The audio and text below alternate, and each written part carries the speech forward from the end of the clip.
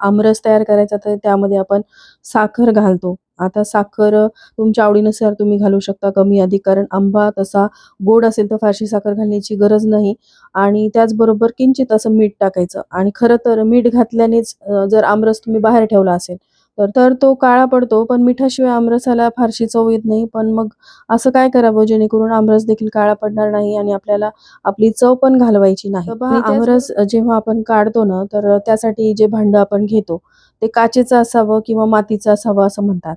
पण आता अगदीच काचेचं मोठ्या आकाराचं भांडं तुमच्याकडे नसेल तर तुम्ही स्टीलच्या भांड्यामध्ये ठेवू शकता.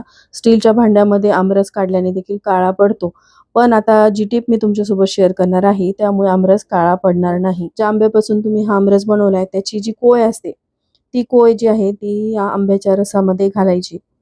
ज्यावेळेस खरोखर तुम्ही आमरसामध्ये आंब्याची कोय घालता त्यावेळेस खरोखरच आमरस जो आहे तो काळा पडत नाही.